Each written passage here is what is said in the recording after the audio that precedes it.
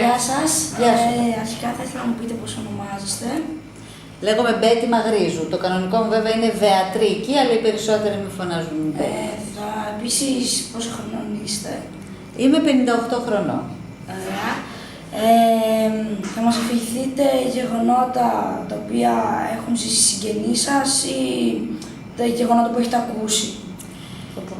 Εγώ είχα τη δυστυχία, την ευτυχία, να είμαι παιδί ομήρου από τα στρατόπεδα συγκέντρωσης. Ο πατέρας μου, όταν ήταν μικρός, 17χρονο παλικάρι, μαζί με την οικογένειά του, με τα αδέλφια του και τον πατέρα του, η μητέρα του είχε ήδη πεθάνει όταν ήρθαν οι Γερμανοί, τους μάζεψαν στη Θεσσαλονίκη, γιατί εγώ εκεί γεννήθηκα, αλλά ζω στη Λάρισα.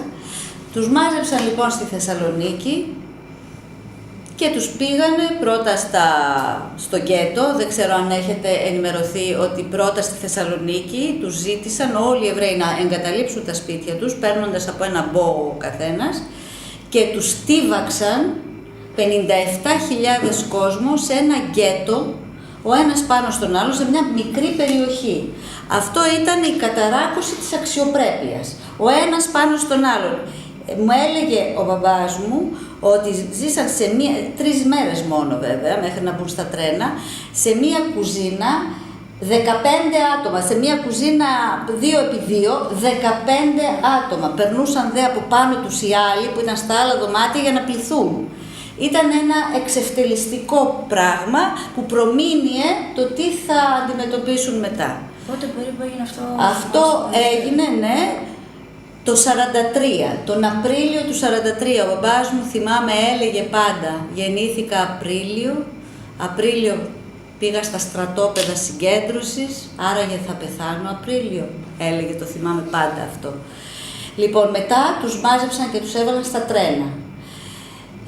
Σε ένα βαγόνι, όπου χωρούσαν, ήταν βαγόνι ζώων, όπου χωρούσαν δεν ξέρω εγώ πόσα άλογα, 10 άλογα, εκεί έβαλαν 70 άτομα, πάλι το ένα πάνω στο άλλο, χωρίς να μπορούν να έχουν για τις ανάγκες τους κάτι βαρέλια, άλλος εξευτελισμός εκεί, οι γυναίκες να πηγαίνουν σε αυτά τα βαρέλια μπροστά σε όλους τους, για να κάνουν τις ανάγκες τους. Φαντάζεστε τι μυρωδιά θα υπήρχε εκεί μέσα. Πέθαιναν άνθρωποι δίπλα τους. 6 μέρες ένα ταξίδι φρικτό. Και όπου έφτασαν μετά εκεί, φτάναν εκεί και τους κάναν διαλογή. Τα γυναικόπαιδα και οι γέροι και οι ηλικιωμένοι χωριστά, εγώ την ηλικία αυτή που είμαι τώρα ήμουν ηλικιωμένη εκεί, πήγαινα για τα κρεματόρια κατευθείαν. Και τα παιδάκια με τις μαμάδες, γιατί οι μαμάδες δεν θα ήταν ικανές αν είχαν παιδάκια να δουλέψουν. Όλοι οι άλλοι τους χώριζαν και τους έβαζαν για να δουλέψουν. Το ίδιο βράδυ λοιπόν όλα αυτά τα γυναικόπαιδα με τους γέροντες και τις μαμάδες τους πήγαιναν τάχα να κάνουν ντουζ. Και αντί για νερό έβγαινε από πάνω το Cyclone B, ένα δηλητηριώδες αέριο. Έκλειναν τις πόρτες μέσα σε αυτό το ντουζ και καταλαβαίνετε, είναι συγκλονιστικό το ότι έναν φρικτό θάνατο είχαν αυτοί οι άνθρωποι και μετά με τα καρότσια τους πετούσαν στους φούρνους. Όλα αυτά, αν πάτε στο Auschwitz, εκεί ήταν ο πατέρας μου στο Auschwitz, υπάρχουν και άλλα στρατόπεδα πολλά, θα δείτε τα κρεματόρια. Και κάτι συγκλονιστικό που θυμάμαι στην επίσκεψή μου που έκανα εκεί είναι ότι πήγα να δω τους φούρνους, τους είδα λοιπόν, και δίπλα είδα ένα δωμάτιο με μια μπανιέρα τεράστια. Λέω, τι είναι εδώ? Και μου είπε η ξεναγός ότι έβγαινε ζεστό νερό από τους φούρνους, το χρησιμοποιούσαν και έκανε σάουνα ο Γερμανός, ο αξιωματικός, εκεί δίπλα.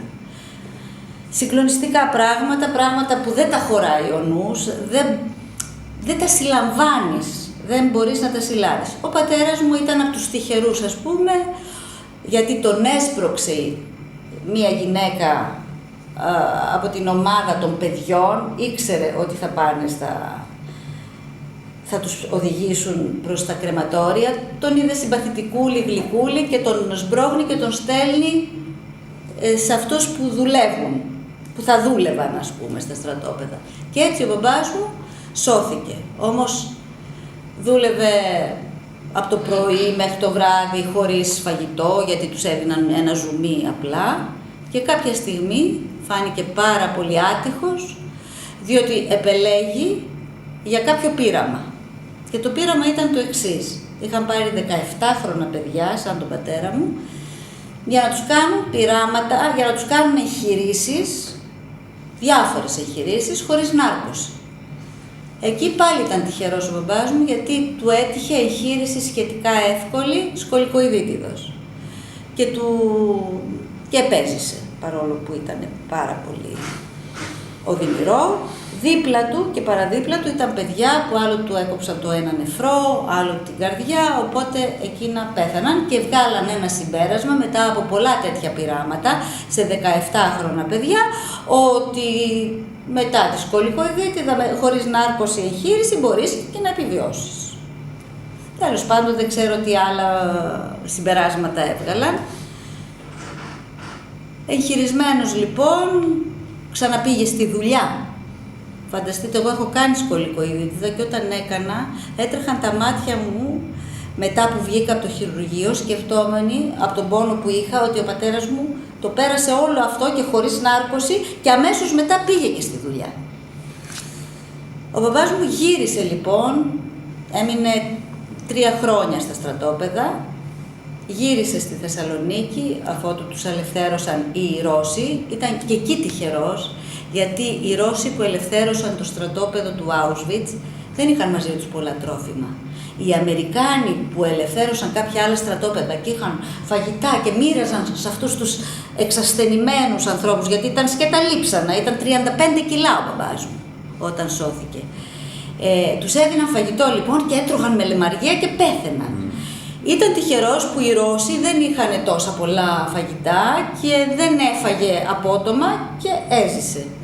Ήρθε λοιπόν πίσω στην Θεσσαλονίκη, ήταν δυνατό παιδί, έσωσε με την εξυπνάδα του, με την πονηριά του, τα αδέλφια του που ήταν μεγαλύτερά του, αλλά στα στρατόπεδα πήγαινε και έκλεβε στις κουζίνες από πίσω πατάτες και τέτοια για να δίνει και στα αδέλφια του. Ήταν ένας έτσι πολύ δυνατός, αποδείχτηκε, και δυνατός ήταν στη ζωή του. Βέβαια, τα πρώτα χρόνια μετά παντρεύτηκε, έκανε οικογένεια, έκανε εμάς. Τα πρώτα χρόνια δεν μας μιλούσε καθόλου και κανείς από τους ομήρους που γύρισαν δεν μιλούσε. Ίσως θεωρούσαν ότι δεν θα τους πιστέψει κανείς. Κάποια στιγμή όμως, που είδε ότι άρχισα να γράφω, κάποια στιγμή άρχισε να μας λέει κάποια δεδομένα και πάντα έκλαιγε. Πάντα αυτός ο δυνατός άντρας έκλαιγε. Όταν είδε ότι κάποια στιγμή άρχισα να γράφω, εγώ πριν από 20 χρόνια άρχισα να γράφω βιβλία. Έγραψα το πρώτο μου μυθιστόρημα, μου λέει έλα να στα πω, θέλω να στα πω τώρα. Και ήταν μια συγκλονιστική για μένα εμπειρία, τον είχα απέναντί μου και μου τα είπε όλα, με το νι και με το σίγμα, όσο μπορούσε, γιατί σταματούσαμε, γιατί έκλαιγε σαν μικρό παιδί. Αυτά λοιπόν, όλες αυτές τις εμπειρίες του μπαμπά μου, εγώ τις κουβαλάω τόσο πολύ μέσα μου και τόσο πολύ θέλω να τα μεταδώσω στα παιδιά, ειδικά σε εσάς, και μέσα από τα βιβλία μου έχω γράψει 7 μυθιστορήματα. Σε κάθε μυθιστόρημα, παιδιά, είναι αιμονικό, θες να το πεις. Πάντα κάτι θα γράψω για αυτό το ρατσισμό, για τον ναζισμό, ότι είναι τόσο επικίνδυνος και τόσο κακό πράγμα να υπάρχει. Και έτσι έγραψα το βραχιόλι της φωτιάς, ήταν μια υπόσχεση στον μπαμπά μου και το έγραψα. Εγώ θέλω αυτό το βιβλίο να το χαρίσω σε εσάς, στο σχολείο σας, και θέλω να το διαβάσετε. Σας ευχαριστούμε πάρα πολύ. Και θέλω